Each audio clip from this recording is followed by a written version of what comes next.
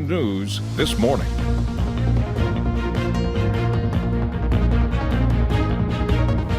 Good morning. It is 6:01. I'm Will Puckett. And I'm Madison Pergrum. Thank you for tuning in to Mountain News This Morning. And Madison, a lot of people are probably going to want to stay snug as a bug in a rug in their bed tonight, yes. or this morning rather, because it's chilly. Between the rain yesterday and the cool weather today, I mean, it makes you just want to stay in bed. Yeah, don't want to get up and moving, but you got to. Grab life by the horns. Let's bring in Kelly McShane this morning.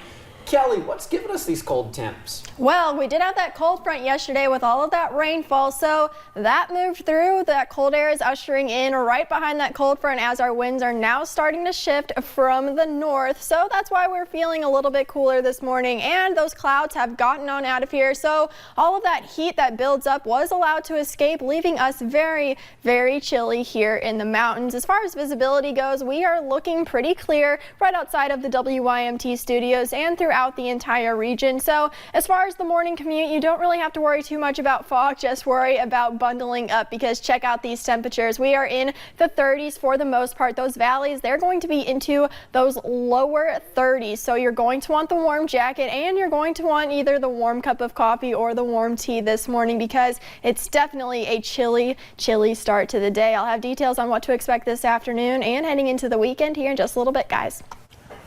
32 in Monticello. That snow might be coming soon, Kelly. Just kidding. Thank you. Well, it is a water crisis in Benham. The drought has put a strain on the city's water supply, and now they're asking customers to conserve. It is now a race against the clock to get a plan in place to be able to continue supplying a necessity. I went down to Benham yesterday to learn more about the situation. Our water plant man is filling out the paperwork right now to send in to get permission to pump out of the creek.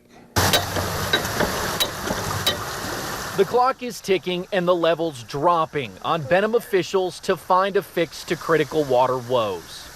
We've got water that's coming in, but we don't have enough. And we're working every day to try to fix it. A system that normally produces 250 gallons a minute is throttled down to 50 gallons a minute.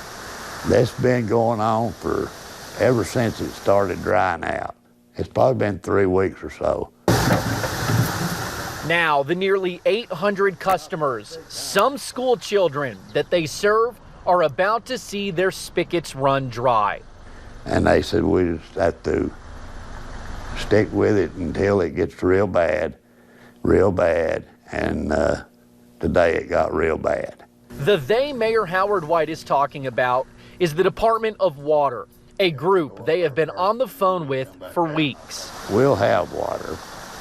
We just have to overcome. We've overcome it before. We'll overcome it this time.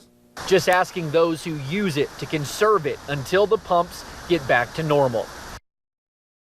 Now, Cumberland Elementary School dismissed at noon yesterday to limit the amount of water they use from Benham.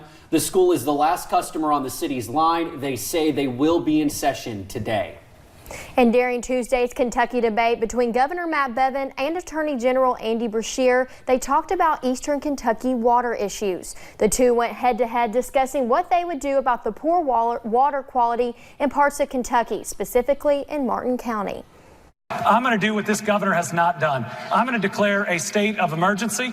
We're going to work for federal funds based on that state of emergency. We're going to make sure that every single child can bathe in the water that comes to their house and drink from the water that's coming out of their faucet. But I'll tell you, while you've been talking about putting out reports, we've actually been funding this. We've been doing exactly what you're saying that you'll do.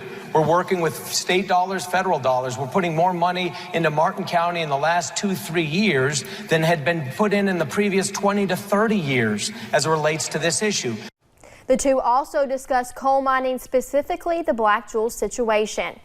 And yesterday we asked you, who do you think won Tuesday's debate? It's a very close poll right now, with Governor Matt Bevin leading with 52% of the vote. Attorney General Andy Beshear trails with 48%. You can cast your vote right now on WYMT.com. United Auto Worker Partners and General Motors have reached a tentative contract agreement. The deal could bring an end to the month-long strike. Though those at Local 2164 in Bowling Green believe the deal could go either way. They say they are cautiously optimistic and that offers before this have been mediocre. However, some of those on strike say making ends meet throughout the process has been difficult. Well, without the steady paycheck, the $250 a week is it doesn't go very far.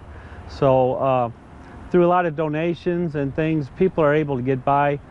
People have had to pick up part-time jobs and try to find work where they could. Officials say there is no guarantee that this tentative contract agreement with GM will pass. Union representatives from factories across the United States are heading to Detroit for a meeting later today to discuss a contract update, and the entire union must vote on the deal.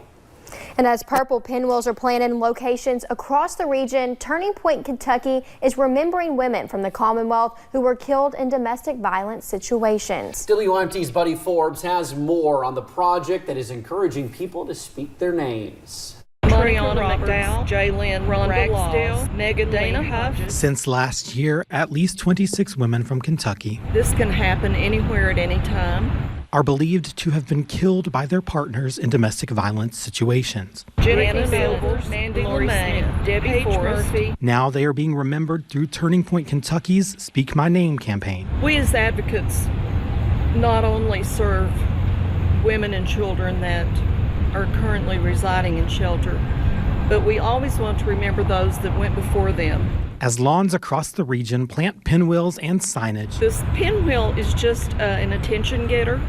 We hope that people will walk up to our pinwheels and actually see the list of names of the victims. to make sure the stories of those women continue to blow through the region. Ulysses Ramos, Tracy Rigsby, Shara Todd, To bring awareness to remember them and what they went through and just what their legacy was that they're leaving now. and help those in need Jerry Johnson, Markwell, Louise Snowden, Chloe Aldecar. create a turning point. In Pike County, Buddy Forbes, WYMT Mountain News. More pinwheels are expected to be placed at the University of Pikeville and Big Sandy Community and Technical College. For resources or domestic violence services, call 1-800-649-6605. And Union College held a Socktober blood drive yesterday afternoon. More than 20 staff and students donated blood with the Kentucky Blood Center at Union's Student Center. Some of those that donated said they are very appreciative of everyone that took time with them, saying each person understood that every donation helps save lives. Well, boys and ghouls are invited to party until they drop dead at Saturday's Dead Ball in Pikeville. Pikeville's Main Street program is hosting the Halloween-themed bash at the Appalachian Center for the Arts. The Night of Spooks will be a fundraiser for the Main Street program, which helps with beautification efforts and preservation in downtown Pikeville. Those involved say it will be an event to die for. We call some gruesome grub. So anything that a zombie would eat will be there. But we want everyone to dress up in their Halloween costume. We said the dead, zombies, I'm going to be a hippie.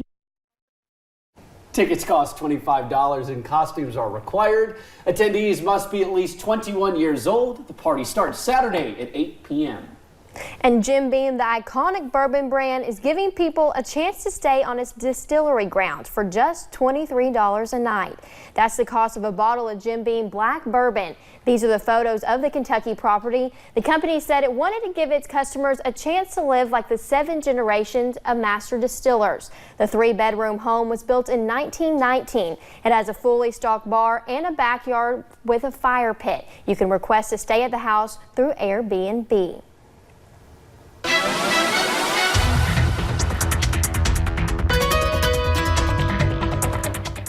We are definitely waking up cold here in the mountains. Temperatures in the 30s and 40s as you head out the door, so you're going to want to grab the warm jacket and definitely the sweater or a hoodie or a vest this morning because, shoo, it is very chilly out there. Feeling refreshing, but definitely on the cold side. Temperatures in the 30s and 40s, like I said, so just remember that jacket as you head out the door. And that's because these temperatures are so cold because we're seeing those clouds get on out of here so that heat escapes and leaving us very cold here at the surface. And we will stay cold throughout the afternoon. Temperatures do warm, but not too much. We're average at about 68 this time of year, so we will be significantly below average thanks to winds out of the north after that cold front did move through. And we'll see a few clouds here and there this morning, but by this afternoon we're going to see the sunshine. And when will we warm up once again? I will have those details here in just a little bit, guys. All righty, Kelly, thank you, and thank you for joining us on Mountain News this morning. More news is on the way. A new gym opened on Saturday in Owsley County in hopes to help turn around the perception of the county being one of the unhealthiest in the state. And a new study shows that using e-cigarettes as little as 2 times per day can cause lung inflammation. We'll tell you why just ahead.